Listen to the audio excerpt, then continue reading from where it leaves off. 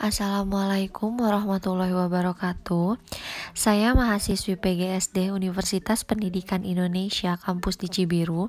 Saya Elsa Oktaviani dengan NIM 1803746 dari kelompok 9 dengan tema lingkungan dengan studi kasus, jenis-jenis sampah dan cara mengurangi sampah. Langsung saja ke videonya. Selamat menyimak semuanya.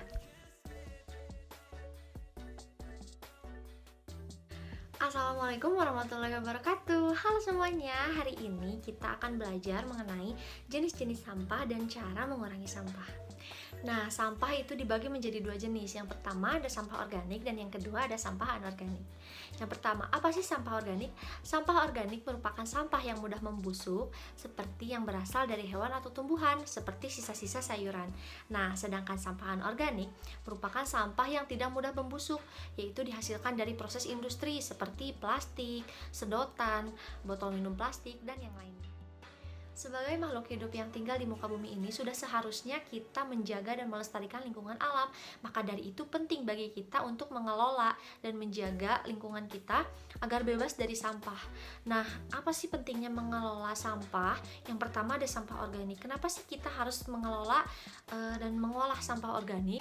Itu karena sampah organik bisa menimbulkan pembusukan anaerobik tanpa oksigen dan juga bisa menghasilkan gas metana. Nah, gas metana ini dapat mempercepat penipisan ozon dan juga rentan menjadi sumber api. Nah, apakah kalian tahu pada tanggal 21 Februari 2005 terjadi ledakan di TPA Leuwi Gajah di tempat pembuangan akhir Leuwi Gajah di Jawa Barat. Nah, ledakan ini tuh diduga karena terdapat gas metana di gunungan sampah tersebut. Nah, bagaimana sih cara mengurangi sampah organik? Yang pertama, itu kurangi belanja berlebihan dan belanja secukupnya saja. Seperti misalkan kita belanja sayuran banyak sekali, tapi yang kepakai hanya sedikit, karena sayuran tidak akan bertahan lama, sehingga sayuran itu menjadi sampah dan membusuk. Nah, agar menghindari hal itu, maka belanja secukupnya saja ya. Kedua, donasikan makanan berlebih. Jika kita memiliki suatu makanan dan kira-kira, kayaknya ini nggak bakalan habis deh sama aku sendiri. Nah, lebih baik kita membaginya bersama teman-teman kita agar nantinya makanan itu tidak mubazir dan tidak terbuang sehingga tidak akan menjadi sampah.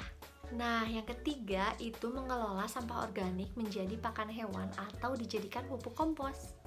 Nah, setelah membahas sampah organik, sekarang kita akan membahas mengenai sampah anorganik. Nah, seperti yang kita tahu, populasi manusia di muka bumi ini semakin hari semakin bertambah.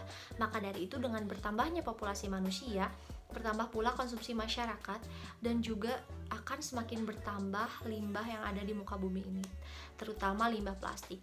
Karena sampah plastik merupakan sampah yang sangat sulit terurai. Sehingga bagaimana sih cara mengurangi sampah plastik yang ada di muka bumi ini? Yang pertama, tidak lagi menggunakan sedotan plastik.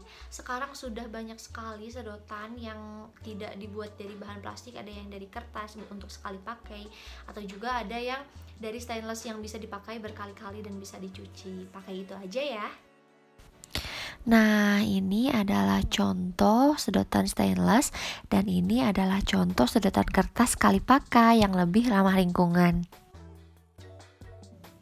Yang kedua, membawa tas belanja sendiri. Kalau kalian ingin pergi berbelanja ke supermarket atau ke pasar, alangkah lebih baik kalian membawa tas belanja sendiri.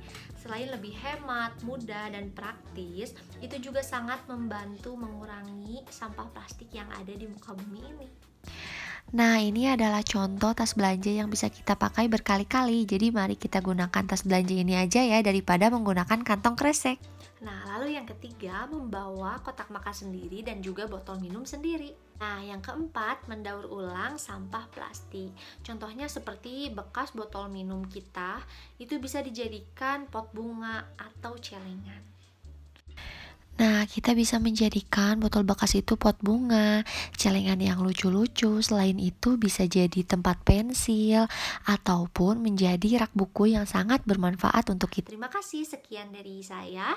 Wassalamualaikum warahmatullahi wabarakatuh. Dadah.